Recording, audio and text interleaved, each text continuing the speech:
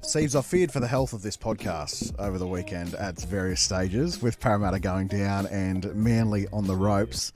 We'll start with the Parramatta game.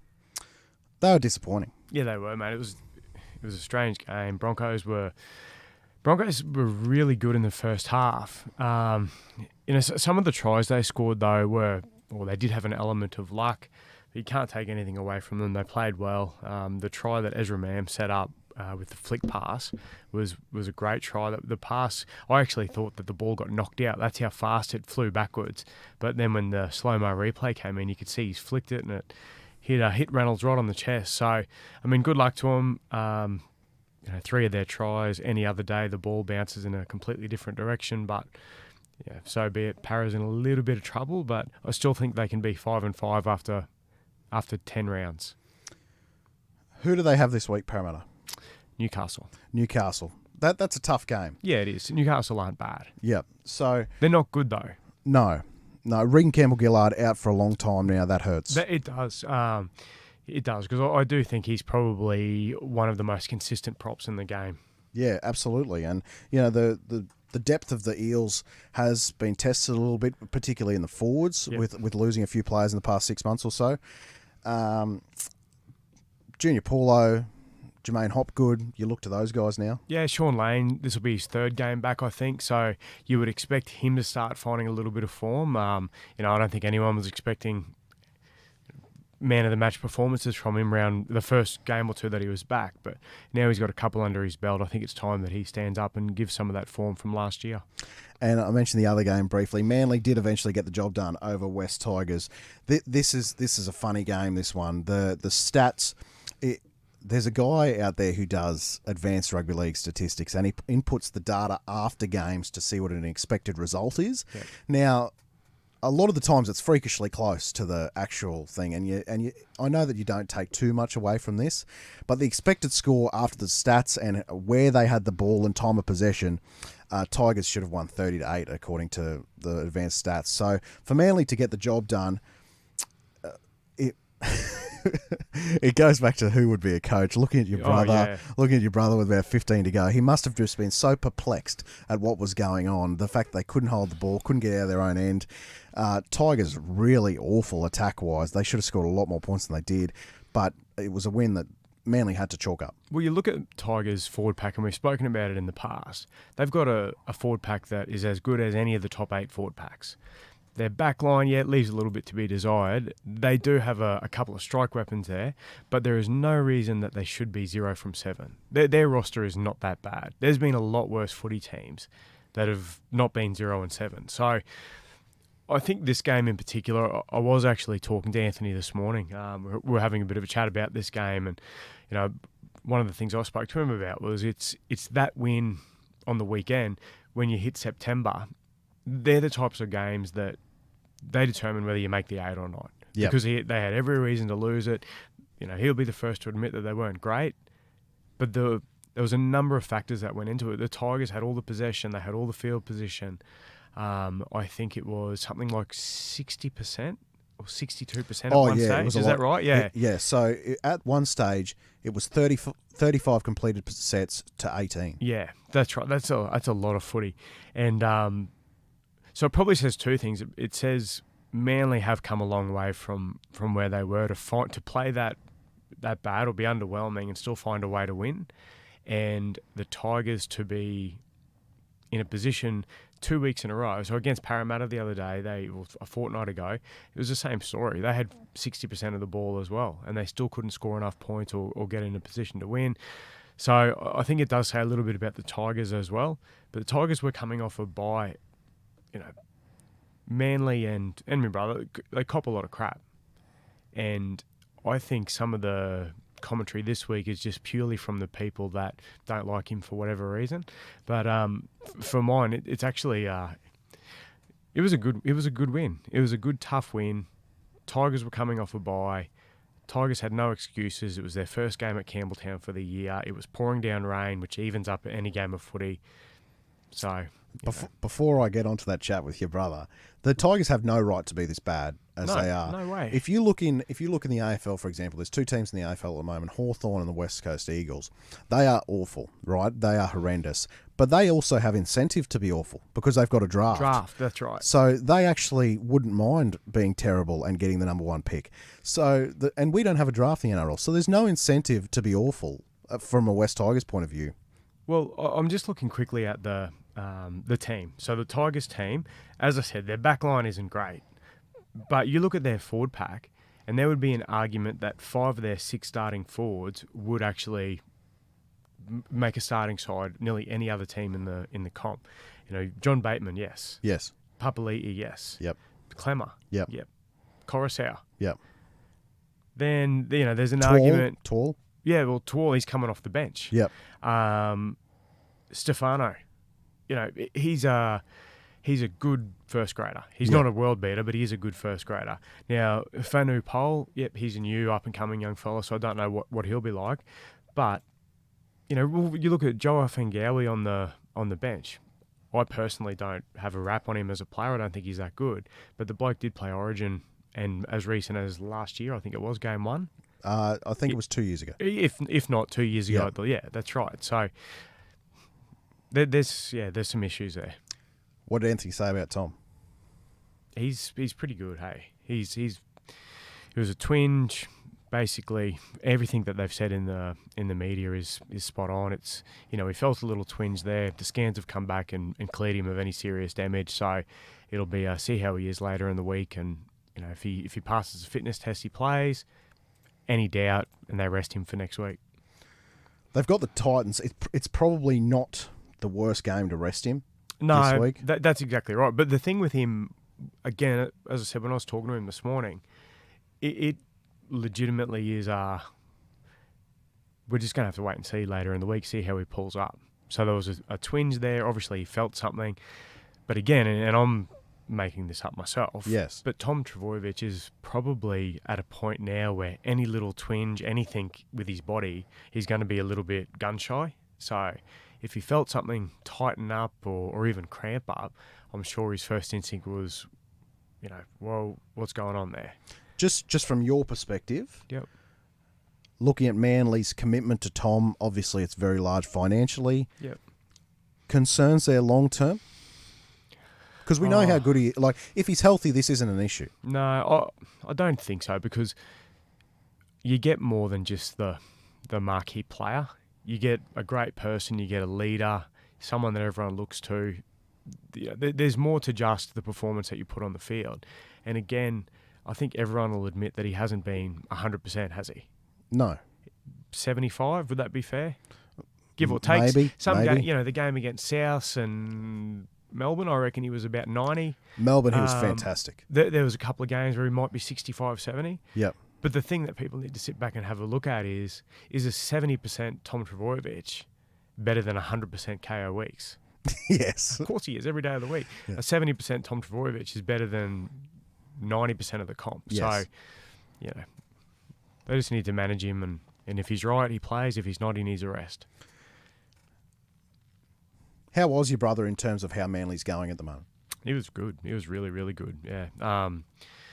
As I said, we don't always chat about footy, but this morning was a good opportunity where we did have a bit of a chat about footy and how they were going and how he was feeling, and you can hear in someone's voice whether they're up or down, and quite clearly they're doing well, and he sounds good, full of confidence, and obviously if they keep playing the way they are, they're going to make the 8.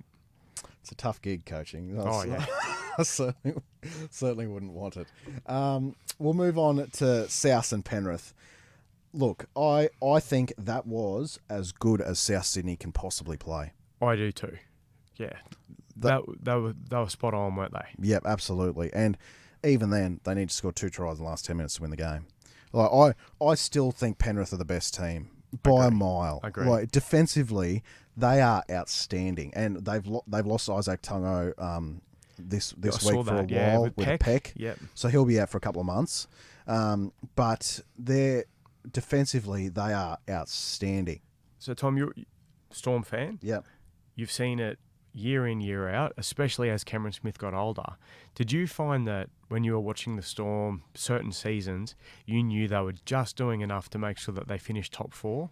Yeah. And then it's a new season, they go again? Absolutely. I think that's what Penrith are doing this year. Yeah, absolutely. They're not redlining. They're not trying to win a minor premiership again. They are just winning enough games or putting in enough performance each week so that they're going to be top 4. I think that's undoubtable that they're going to finish there. And then... Because they're undeniable. Sorry, I just caught myself. Undoubtable. Undeniable. How about that as a word instead? Their top 4 is undeniable because their worst is the 4th best team in the comp. Yeah, that's right. Like that's the difference. And a lot of teams, if they play their best, they're not a top 4 team. Yeah, and Nathan Cleary was under an injury cloud last week as well, so he wasn't at his best. I just think that they're too good. You bring back James Fisher-Harris, it brings so much go forward. Liam Martin on an edge is then another point of difference when he's back. Penrith are the team to beat. A lot of talk at the moment about people coming off contract at Penrith, in particular Jerome Luai, Dylan Edwards. Yeah. If you could only pick one to go forward, who would you go? Oh, and is this we're not thinking about what they've got coming through? This is just purely one of the... Let's just say they've got no one coming through. Yep. So Nathan Cleary stays. Yeah, of course. Okay, well, I'll go with Luai. I'll keep him. Really? Yeah. Because Why? He's a point of difference. He's a bit of X factor. He's not always great. I personally don't think he's ever bad. But once every 3 or 4 games, he goes from a 7 out of 10 to a 9 out of 10. Or he has moments in games where he just tears it apart in 5 minutes, like he did the other night. There was 5-10 minutes where he just terrorised South Sydney. So I would go him, but that's purely based on the fact that Cleary is there. If Cleary wasn't there, I'd be saying Edwards, because Edwards is consistent. He's an 8 out of 10 every week. His worst game is a 7.8 out of 10. Yes. So that's my reasoning. What about yourself? I'd go Edwards. Yeah. Purely for the fact that you've got Cleary there, dominant half. I would actually almost go the other way with Penrith as far as Luai is concerned. I would actually try to find a big running 5'8" to go along with Cleary. Now, I know that they don't make them every day. They don't come off trees. But Edwards, he truly is now in the prime of his career. He's playing the best he ever has, and he's taken off from the Clive Churchill game last year where he was outstanding. He is phenomenal. He really is. You know what you're going to get every week out of him. And he's going to be one of those blokes that unfortunately deserves it, but he may not ever play a rep game of footy in his life. No, he probably won't. And he deserves to. Yeah, because the problem with him, and if Tedesco was to get injured, you could make a case that they should go him, but whether or not they'd go with a Latrell or a Tom at fullback. Right. So and they've shown that New South Wales selectors have Gutho for whatever reason, probably versatility, but they seem to have always gone for him over the last couple of years as that backup or 18th man or on the bench. So, but Edwards is a gun, like you said. He is a gun. Okay, let's play the game then. Luai's on the open market. Which team would benefit from Luai the most? Not named Penrith. Oh, Tigers. Tigers definitely would. I don't think Canterbury would, because Burton and Luai, they're not similar. Yeah, they're similar. You're getting the same type of thing. Oh, look, you know what? All bar 3 or 4 teams, if Luai was available, they'd grab him. Fair enough. Dolphins would grab him. Raiders would grab him. You think Para's got 2 good halves. I don't think they'd worry about it. I'm sure based on the Walker playing reserve grade and Manu into 5'8", the Roosters would look at it. Dragons would look at it. So Melbourne would definitely look at it. Raiders are an obvious one now that Jack Whiten. Well, actually, sorry. No, Melbourne wouldn't look at it because, again, they've got Hughes and Munster. Yeah. So they wouldn't, I don't think. No. I look at the Cowboys. Yep. Him and Dearden, I think, would fit well. I think they'd be really good. Yeah. And alternatively, Dylan Edwards is going to have his suitors anywhere he goes as well. I look at a team like And I know Chance is doing a good job, but like Dylan Edwards is an upgrade of Chance over at the Warriors. But he's the same type of player. Same type of player. But he's a better version. Yeah, absolutely. We don't need to spend too much time on Sharks and Bulldogs. That was pretty straightforward from Cronulla. Although I do think Cronulla is improving as the year goes on. Yeah, they are. And the big difference with Dogs this year is they seem to stay in games a little bit longer. Even when it looks like they're about to get blown away, they fight and they scrap, and they're not getting embarrassed, are they? Even though they're not good. Yeah, it's so crazy that you're talking about professional sport, and two of the biggest keys to success that teams can have are literally not giving up and fitness of the team. Yeah. Like, we're talking about professional sport here. We're not talking about under 18s. Yeah, no, it's very true. So, but it carries on, doesn't it? Yeah. Cowboys and Knights. Cowboys got a much-needed win. I'll tell you what, the Knights... If you're Adam O'Brien, could you ask for anything more what the Knights have given you? No, definitely not, because I don't think they're that good. So they're certainly playing as best as they possibly can, aren't they? Yeah, absolutely. Ponga looked good. To me, there's no doubt he's Origin fullback. Yeah, definitely. After the other night, I thought, he showed plenty. It's a lay-down misère, and I don't even want to hear of any talk outside of Ponga being number one for Queensland. Were you surprised at how easily he just slid straight back into the groove of things? And his first one or two touches and first one or two tackles might have been a little bit tentative, but then he was away. He looked sharp. He was outstanding. To me, he's you can make an argument he's the most talented player in the game. Yeah. And I would really love to see him have some, first of all, stay on the park for a long time, but have some long-term success under Adam O'Brien. Even in that small window of 50 minutes or whatever he played, you saw something there of him at 5'8". He was forced to touch the footy more, wasn't he? I think he is better at 5'8". Yeah. And I know that the argument was there, do you move him back to fullback for health, less tackles in the front line? I totally get that. And if you want to go that way, I won't argue with you. But I think he will be better at 5'8". But you just said it's professional sport, so if your health doesn't hold up or a knee doesn't hold up, you're gone. Cowboys play Cronulla this week. Is that it? At Shark Park. I can't see Cowboys beating Cronulla. I can't see him getting within 12. Second halves, like the Titans had, get you sacked. There's no doubt about that. That was one of the worst halves I've ever seen in my life. Credit to the Dolphins for, once again, not giving up. No, that's right. They don't give up. They fight till the death. Weird, wasn't it? 26-0. 26-0. It's tied for the biggest blown lead in the history of the game. You could just see in the press conference, Justin Holbrook had no answers for what just happened there. What do you say? 26-0 and lose by 2? Yep. 28-26. Yep, so lose by 2, and knowing that Dolphins bombed 2 tries. Robert Jennings. Absolutely. That was the biggest bomb try ever. Yeah, he poor bugger. He must have thought someone had touched him, or I don't know. That was just so strange. And then the spray Nicarima gave him was unreal. But I don't like putting the mock on coaches because I know how hard the job is. But for a coach who entered the season under pressure, that's not a good look. What he could not have done anything. That's the mental attitude of the players and them just switching off and thinking the job's done. And they obviously were trying to defend the lead, and then errors started to come into play. Instead of just continuing to play how they'd got themselves to a point of being 26-0, they just shut up shop, and then you could see that things were compounding, errors were coming more and more, missed tackles were coming more and more. They bring in a guy like Kieran Foran, and I love Kieran. I think he's been a fantastic player over his career, but they bring in him as a senior head, bit of leadership, and he puts on one of the worst trick plays I've ever seen in my life. Well, that is, you spoke about the coach. For me, that's on Kieran Foran more than Holbrook last week. No doubt. He's on the field. He can control that. In that second half, there's nothing Holbrook could have done. Absolutely nothing. No doubt. Second week in a row, though, they've blown second half leads.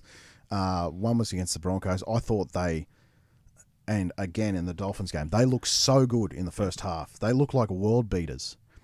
And to deliver that in the second half, back-to-back weeks, what do you say to the group? Well, they're not exactly the youngest group or the most inexperienced group. There's a bit of inexperience here you spoke about before, and there's a few blokes that have only played maybe a dozen games, if not less, but the majority of them are 50, 60 NRL games into their career. So it's really hard to pinpoint it. They seem to have that. I don't know if it's give up, because that's not the right word to use or the right saying to use. But when things start to get tough, it's imploded 2 weeks in a row. So, long-term future of the Titans, would you look at AJ Brimson at fullback or Jaden Campbell? AJ Brimson. Really? Yeah. If you take away the last 6 weeks of Walsh, AJ Brimson should be the bloke that's talked about as the number 14 or next cab off the rank for the Origin side again. I think he's elite. Roosters and St George. We'll move on to another coach that can't catch a break at the moment. I tell you what, he loves losing a close game at the moment, Cook, doesn't he? That was a good game of footy. Great game. It was the defensive attitude from both teams was unreal. They smashed each other for 80 minutes. I thought the Dragons were going to win that. Me too. I thought the Roosters looked better than they had been. The Dragons certainly looked better than they had been. But in saying that, one of the worst sin bins I've ever seen in my life, when Victor Radley got put in the bin for a head clash. And there's been some bad ones. That, for me, was the reason why Dragons stayed in it longer than what they may have otherwise. Because the Roosters had to fight tooth and nail just to hang on for that 10 minutes, which took gas out of them. It allowed Dragons to have a little bit more possession, a little bit more field position. And then, obviously, late in the game, Dragons stayed so close and then couldn't quite get the job done. I've got no doubt in the world, if Angus Crichton is making that tackle and the exact same thing happens, there's no sin bin there. I just don't get how it goes. The bunker has a look at it. It was a clear head clash. It was. And it's not like they must have had a sneaky angle that we don't see, because I know that happens. Yes. But his shoulder was nowhere near him. It was just forehead on forehead. It's tough going about your business in the NRL when your nickname's the Inflictor, though. Yeah, exactly. Yeah. But yeah, Jared Wahira-Hargraves was great in that game too. He was good. Did you notice Jack Bird yesterday? Outstanding. He wasn't he? He took on the whole Roosters forward pack, but especially JWH. He really got stuck into him. I love Jack Bird. He's a phenomenal player, and I like him too. He's one of those natural players where it doesn't matter what position he's in. He's probably going to do the same thing. Yeah. But the Dragons, they need a win. They desperately need a win. And, it seems like it's actually gotten to a stage now where I don't think it matters anymore. I think we're... The writing's on the wall, I think. But if they're going to get a win, this weekend will determine what happened. They play the Dogs. The Dogs are down on troops. If the Dragons play like they did against against the Roosters, they should beat the Dogs. No doubt.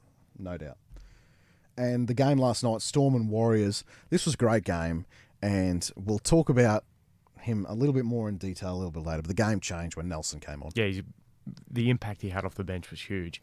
I heard Bellamy speak in the press conference about it, sort of second-guessed his thought process at one point when Warriors were all over him, and all of a sudden there was 70% possession, but then that reinforced what he was thinking. He didn't want to have Nelson out there doing all that defence, zapping him, and then not being able to have that impact. And that's, again, something that I'll talk about when we go into our topic a little bit later. Do you think it's a strategy that the Storm should keep, having Nelson come off the bench? Depends who they play. If Nelson's got a couple of games back under his belt, I think start him. Storm are in a pretty good spot now as far as... where their season's gone so far. They've had to deal with a lot of injuries early on in the year. Starting to get guys back. The only real two people that would come into this team now unquestionably are Tui and Pappy. When Pappy comes back, that's an interesting one. Where does Nick Meaney go? I would have said originally straight out on the wing instead of Warbrick. But Warbrick's getting better with each game. So... He's a great carry. And that's the thing. It's, do you replace Meaney's, so if you had Meaney on the wing, you get a little bit more footy smarts. I think Meaney's a better finisher. Meaney can then float around and actually provide some impact. But Meaney cannot do what Warbrick does off their own line. I think Meaney goes to 14 and plays the Nico role of a few years ago. And whenever there's an injury and an outside backs, he's the first one in. But the problem with replacing Warbrick, and if he was to replace a winger, it would be Warbrick, is the fact that Coates isn't a good carry out of the backfield either. No, Coates has still got almost a kid body, hasn't he? He's not, hasn't physically developed yet. So then you would be stuck with Meaney, Pappy, and Coates. None are a good carry coming out of the backfield, so you're automatically at a disadvantage there. I think Warbrick's actually a must. The what he might do is for a month is Pappy might be the 14 to ease him back in. That could be right. And then they could swap. That could be right. I think it's really exciting for when Pappy does get back, though, because even though I totally acknowledge Nick Meaney's done a great job, Ryan Pappenhausen's a different level. Yeah, he is. He's got blistering X-Factor speed. I was just having a look at the ladder. He said Storm are in a good spot, which they are. Broncos are on top of the table. Manly are sitting second on 11. Yep. Then third to ninth are all on 10 points. Yeah. Then just below that is 8, 8, 7 and 6. So, we're eulogising the Cowboys and Dragons and Bulldogs. I think we can all see that the Bulldogs and Dragons and probably the Cowboys as well, they don't look like showing enough to go on a run to win enough games.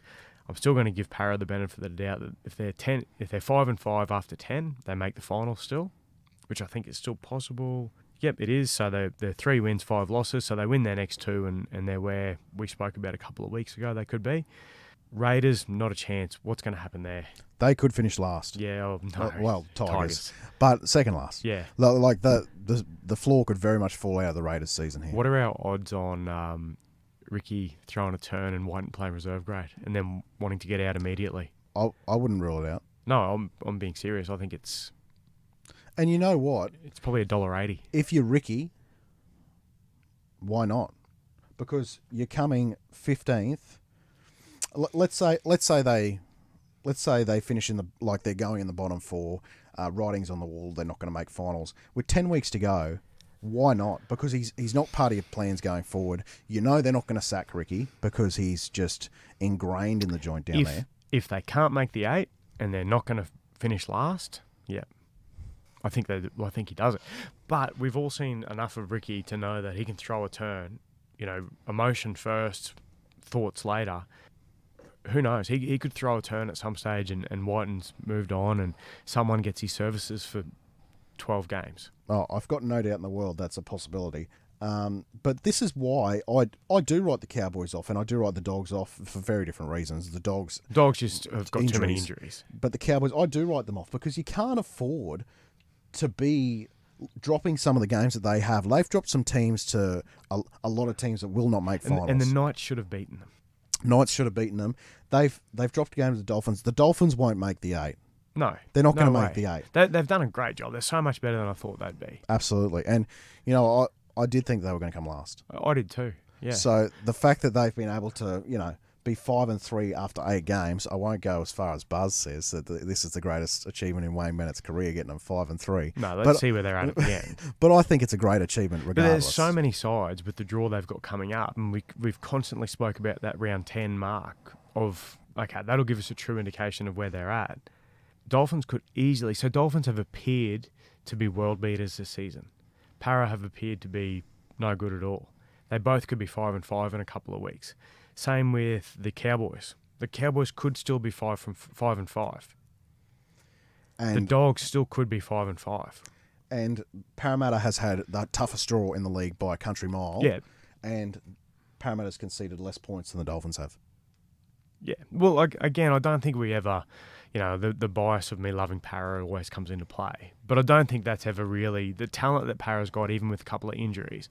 We've always still thought that they'll find a way to win enough games to scrape into the 8. Do you think the Warriors can hang on and still make the 8? Yes, I do. Okay. Yes, I do. Because they will not be very injury affected. Oh, sorry, origin affected. Origin affected. They're injury affected all of a sudden, though. Yes, they are.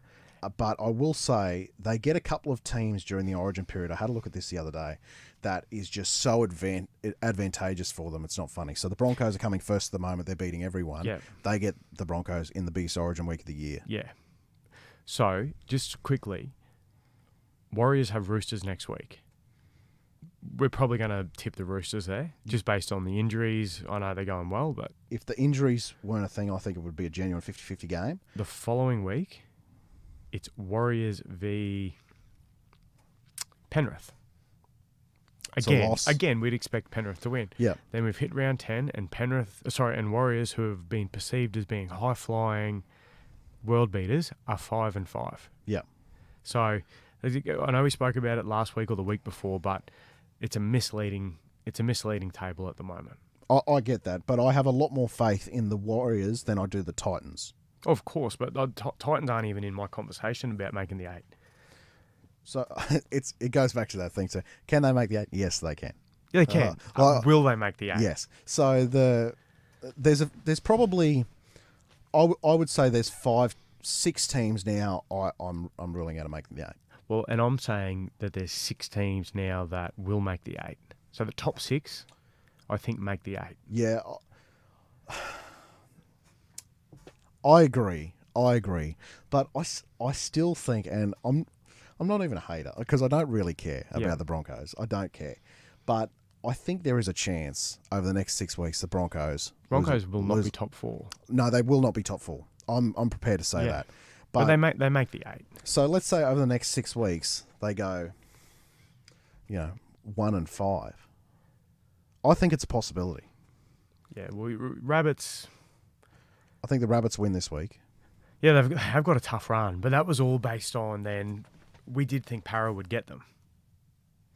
That's true. But I would say out of all the teams that they're about to verse, Parramatta's going the worst. Yeah, that's definitely. So if they were to go 1-6 or 2-5, all of a sudden Broncos are around that 8th spot. And now I know a lot of things have to happen for us to get there. But I'm just saying I don't think the Broncos are top 4. So therefore, it puts you into that next group of teams. And plus, it's so congested, isn't it? Like it's pretty crazy. But again, Steve, there's 20 weeks to go. There's a bit of time left. But the thing is, sorry to interrupt, mate, but teams like Broncos and Manly, they're 1 and 2. Yeah. The thing that they've both done is they've put themselves in a position where there might be 20 rounds to go. But they only need to win at 50% now going home. I get that. I get that. But again, winning's contagious, losing's contagious. You lose 3 in a row.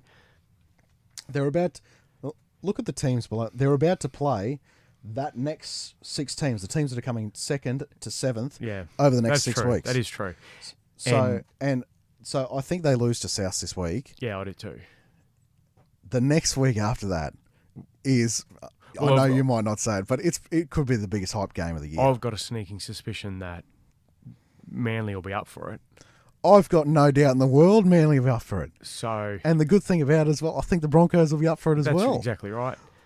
And that will be the most hyped game of Magic Round because that Magic Round, it is. Yeah. Your brother gets a home dressing room, so he'll be in familiar territory. But that is going to be a cracker of a game. Yeah, it will be. I think it'll be a good game too. I hope both teams are healthy. Healthy, yeah. So, do you think the Warriors can make the 8? I think they can make the 8. I don't think they will make the 8. Let's run through the games this week. Sharks and Cowboys. Sharks by a lot. Parramatta and Newcastle. Para in a really close one. I'm going to tip Newcastle. Yeah. I think Newcastle can win this. It's at CommBank. Yeah, it is. They are a different team at CommBank. I know that. But I just think the Knights they're playing tough. They are. Just travelled to Townsville. They've got to come back. Back-to-back road games. I hear you. I think it'll be close, though. Yeah. Broncos and South. I'm going to go South. Yeah, I think South win. Raiders, Dolphins. I think Dolphins will win this. The news this week can't be good. Ricky hasn't taken it well. He launched a statement today saying that... What about they've gone straight to the... basically, there needs to be an investigation. You know what's going to happen out of that? Nothing. Nothing. Yeah. Or the Raiders are going to get done for something. Yeah. Yes. I don't know. That's a tough one. That's almost the toughest to pick, that one. Manly and the Titans. Manly. Panthers, Tigers. Oh, jeez. It doesn't get any easier for our West Tigers, does it? They're going to win one. They have It won't to be win this one. week. No, I know. But they have. And it'll be a week when you don't expect them to go close. Like last week. The rain comes in, weight of possession. That was... I loved Jake's comment over the weekend. When he felt like retiring. What about Appy? What's Appy thinking at the moment? He's lost as many games for West Tigers. You text me that. That's a crazy as stat, he has isn't for it? Penrith, and he played 3 years at Penrith. It's not about to get any better. No, it's not. So Warriors and Roosters. I'm going to go the Roosters, but Yeah, I'm going to go the Roosters. And I'll tell you what: if Roosters lose this game, they need to go look in the mirror because they need to start waking up to themselves because they're not playing well. Well, they're probably not as good as what we thought they were going to be. Probably. Another week though of Satili Tupanua and Angus Crichton. Oh yeah, definitely. That makes a difference. I think another week. The benefits of having Joey Manu at 6 were pretty clear, weren't they, on the weekend? Absolutely. And St George and the Dogs. I'll go St George. Yeah, St George have to win. All right, let's move on to this. We're going to do a top 5 of every position over the next few weeks. So we're going to start with front rowers. All right, do you want to go 5 to 1 or 1 to 5? Let's go 5 to 1. 5 to 1. All right, number 5. Who you got? Number 5 for me is Junior Paulo. Junior Paulo. Okay. I got Christian Welch. Yeah. I've got Welsh as my... I just can't fit him in. He was like there's 2 blokes that I had as 6 and 7. Yep. Welsh was one of them. I just couldn't take someone out for Welsh. And I'll be fair. It's probably a bit of a homer pick for me to put Welsh in. You'll see there's a trend with me as well. I also had Tarpany. Not in your top 5. Not in my top 5. If it was Tarpany last year, September last year, Tarpany's number 1 or 2. Yes. So Tarpany is not in the top 5 best props for me this year. Number 4. JWH. Still. Easily. Come He on. could have been higher. He has been unbelievable the last 2 weeks. Still. Yes. Jeez. Couldn't find him for space for JWH or Junior Paulo in my top 5. At number 4, I've got Joe Tarpany. You're right. His form this year has not been as good as last year, but I would say last year is number 1. Or, yeah. I would find it hard to remove my number 1, even last year, which we'll get to. But, yeah, I agree. He was one of the best couple of props in the comp last year. Number 3? Number 3, Campbell Gillard. Right. See, this is funny. We've gone totally different. We're probably looking at different things as well. Absolutely. So I'm going from Campbell Gillard comes into mind because of pure consistency. He's a 8 out of 10 every week. He runs 200 metres. He makes 25 tackles. He doesn't miss any. Para are going to miss him big time. Absolutely. I love Regan Campbell-Gillard. He was my number 6. I was the Regan Campbell-Gillard defender for a lot of years there in my group of mates. I think he's a phenomenal player. He is, yeah. And, I do think... I agree with you. He's the best prop at the Eels. I agree. I agree there. And the fact he doesn't get picked for State of Origin is laughable, in my opinion. All right. So, number 3 for me... But he's the starting Kangaroos prop. Yeah, But exactly. anyway, yeah. Exactly. Yeah. Same with Addo Carr. He's in the Addo Carr basket. Number 3 for me, James Fisher-Harris. Yep. Number 2 for you? Payne Haas. Really? Yeah. Okay. I've gone at number 2, someone who's probably not in your top 5 then, and that's Nelson Asofa-Solomona. No, he's definitely not in my top 5. He's not in my top 8 or 9. I'm not saying he's not a great prop, but we can discuss at the end maybe why we had people in. We'll come back to it. Yeah. We'll come back to it. So number 1 for me, Payne Haas. Okay, number 1 for me is Fisher-Harris. Yeah, Fisher-Harris is a beast, and with the top, with the top 3 for me, I can make an argument for all 3 of them. And I acknowledge it's probably a bit of a homer pick for me to put Nelson at 2, and it's probably a bit of recency bias as well. I'll totally because he played acknowledge so that. well last night. Yeah, but the fact that Melbourne's lost a lot of front rowers and a lot of forwards in general. And for him to take 6 weeks off as a big guy and come back last night... He was unbelievable. And be the best player on the field, in my opinion. I know Nick Meaney won the Anzac medal, but to me, he was the best player on the field. To me, I just... And I love Fisher Harris. Love Fisher Harris. I think Nelson is more impactful. That's where we agree. He's more impactful than probably anyone on that list. But when I was looking at my list, I wasn't looking at who's the most impactful. I was looking at who's the best prop. And you said something to me about when we're picking these teams, we're picking these players. It's about who would you trust to play for your life, or who would you trust with your last. You're picking a team to play for your life. Yeah, well, 100% not going to be Nelson. No way on earth. I just think he could win you a game, or he could be quiet. The guys that I looked at with, say, Fisher Harris, Payne Haas, even Campbell Gillard, he's not in that echelon, but they are. Fisher Harris is a 9 out of 10 every week. He's a great player. Haas is a 9 out of 10 every week. You know what you're going to get out of him. And we might come along to some positions where, I think you're crazy. Yeah. You think I'm crazy. This is not one of them to me. Fisher Harris is a beast. I'm not going to argue with But the other thing too is I think both of us, we had 6-7 penciled down. Yeah. So our, excluding Nelson, which I would have, and he'd be in my top 10, definitely my top 10 best props. But our 6 of our 7 were the same. They were just in different orders. And for me, Welsh was the one that was unlucky. He's good. He's very good. He will not bust a line and go 30 like Nelson, but he'll do 7 more hit-ups a game. He'll go for as many metres, if not more. He gets that late offload going, and it's a smart late offload as well. There's 2 things I want to touch on quickly, and one is with Nelson, and this just comes back to pure coaching. The fact that they put him on an edge as often as they do and be able to exploit smaller defenders, yeah. Yeah, and that's so smart, and I don't understand why it doesn't happen. Even with Payne Haas, I don't even understand why it doesn't happen to the Broncos a lot more than it does, because Payne Haas is explosive in his own right. Chuck him wider a few like you don't have to do it for long periods of the game, but I just think it was such great coaching, and he made that tremendous break last night. And the other point I would touch on is with Payne Haas. I had your brother on the podcast last year, and I asked him about Payne Haas, and he said out of anyone he's ever coached, whether it be rugby union, rugby league, Payne Haas is the freakiest of the freaks. Like, he is unbelievable. The figures he puts up in training, the scores he puts up statistically, and consistently as well. It's not one-off stuff. It's all the time.